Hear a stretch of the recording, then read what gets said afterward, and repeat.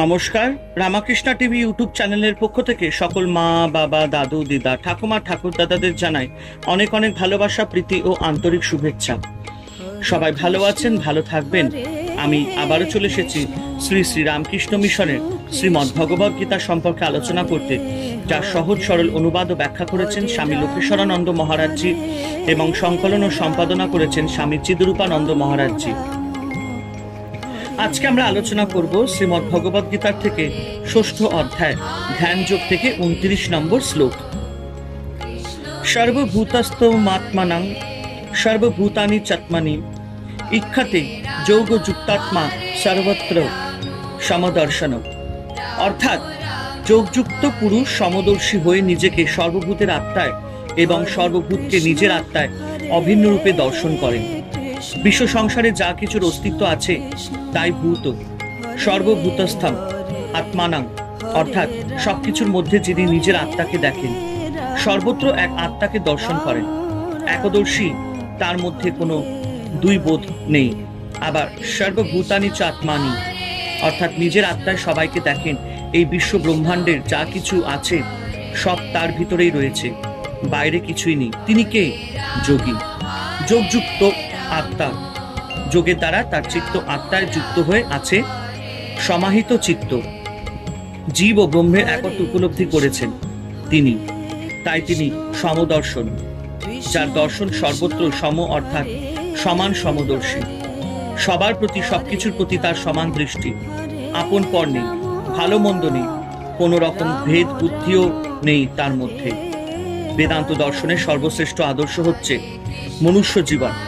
সমদর্শী হওয়া যোগের দ্বারা চিত্ত সমাহিত হলে মানুষ সমদর্শী হন। তখন তিনি সমদৃষ্টিতে নিজের আত্মাকে সর্বজীবে এবং সর্বজীবের মধ্যে নিজের আত্মাকে প্রত্যক্ষ করেন। সর্বত্র এক অনন্ত আত্মাকে প্রত্যক্ষ করেন।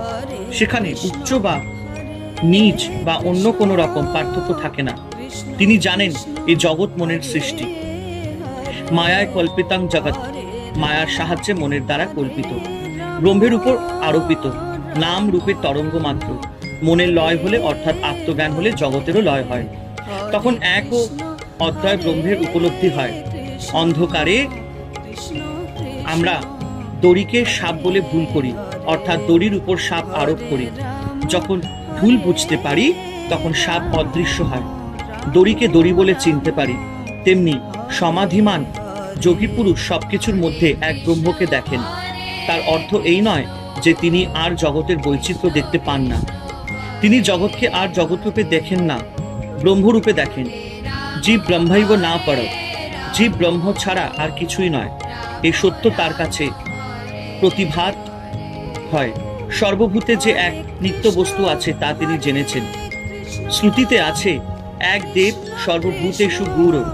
শ্রীরামকৃষ্ণকে দেখি একদিন বিশ্রাম করছেন, উঠে দেখেন এক ঘর ভক্ত সকলকে নমস্কার করছেন। তারা আপত্তি জানালেন। তখন শ্রীরামকৃষ্ণ বলছেন, আমি তোমাদের মধ্যে এক নারায়ণকে দেখছি। কাঁচের আলমারিতে যেমন পুতুল সাজানো থাকে, তেমনি তোমাদের মধ্যে তাকে স্পষ্ট দেখতে পাচ্ছি। বর্তমান যুগে এই সামদৃষ্টি শিক্ষা আমাদের সবচেয়ে বেশি প্রয়োজন। জাতি, ধর্ম, ধনী ও দরিদ্রের ভেদ, মানুষে মানুষে পার্থক্য, অর্থাৎ এই হীন দৃষ্টি ত্যাগ করে বেদান্তের সামদৃষ্টি গ্রহণ করলে সমাজে সকলের কাছে তা আশীর্বাদ স্বরূপ হয়ে সর্বক্ষেত্রে এক বিপুল পরিবর্তন আনবে। হরে কৃষ্ণ কৃষ্ণ কৃষ্ণ হরে হরে, হরে রাম রাম রাম হরে হরে। জয় শিব শম্ভু, জয় দেবী দুর্গা দুর্গতি নাশিনী, জয় মা কালী।